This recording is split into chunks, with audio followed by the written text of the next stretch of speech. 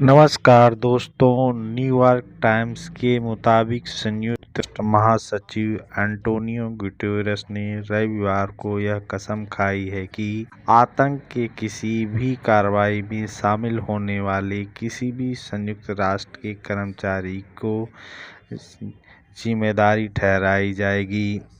संयुक्त राष्ट्र महासचिव एंटोनियो गुटेरेस ने फिलिस्तीनी शरणार्थियों की सहायता करने वाली संयुक्त राष्ट्र एजेंसी UNRWA के प्रमुख से बेहद गंभीर आरोपों की तेजी से जांच करने के लिए कहा है कि एजेंसी के कई कर्मचारी इजराइल में 7 अक्टूबर के आतंकवादी हमलों में शामिल थे। जो भी कर्मचारी उस दिन हमला और अन्य फिलिस्तीनी आतंकवादियों द्वारा किए गए क्रूर हमलों में भाग लिया या जो हुआ उसे बढ़ावा दिया पाया गया, उसे संभावित आपराधिक मुकदमा चलाने के लिए भेजा जाएगा।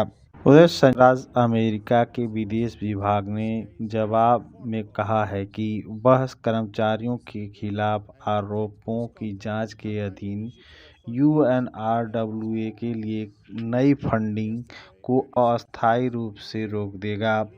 एक बयान में प्रवक्ता मैथ्यू मिलर ने कहा है कि जघन्य हमलों में भाग लेने वाले किसी भी व्यक्ति के लिए पूर्ण जवाबदेही होनी चाहिए। यूरोपीय आयोग के उपाध्यक्ष और विदेश मामलों में के उच्च प्रतिनिधि जोसेफ बोरेल ने भी UNRWA कर्मचारियों की संलिप्तता के आरोपों पर गंभीर चिंता व्यक्त की है।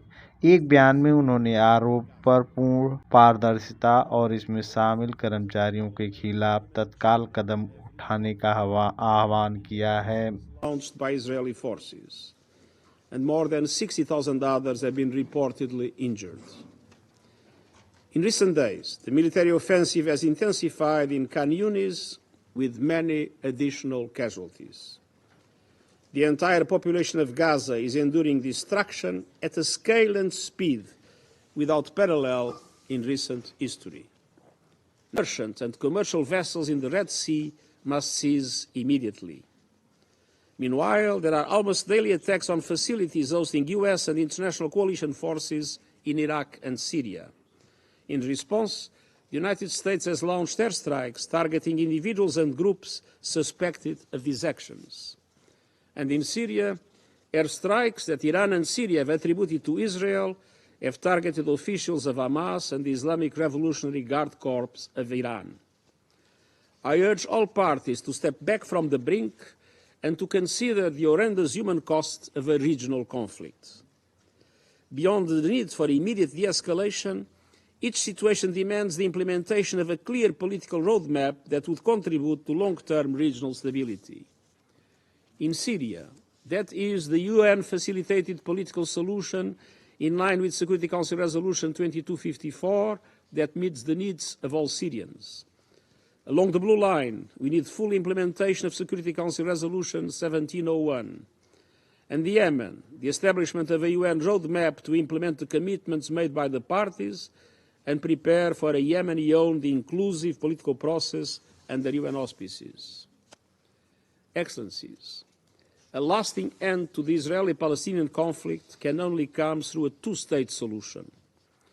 Israelis must see their legitimate needs for security materialized, and Palestinians must see their legitimate aspirations for a fully independent, viable, and sovereign state realized in line with United Nations resolutions, international law, and previous agreements. Israel's occupation must end. Excellencies, last week's clear and repeated rejection of the two-state solution at the highest level of the Israeli government is unacceptable. And this was despite the strongest appeals from even the friends of Israel, including those sitting around this table. This refusal and the denial of the right to statehood to the Palestinian people would indefinitely prolong a conflict that has become a major threat to global peace and security. It would exacerbate polarization and embolden extremists everywhere. The right of the Palestinian people to build their own fully independent state must be recognized by all. and any refusal to accept a two-state solution by any party must be firmly rejected. What is the alternative? How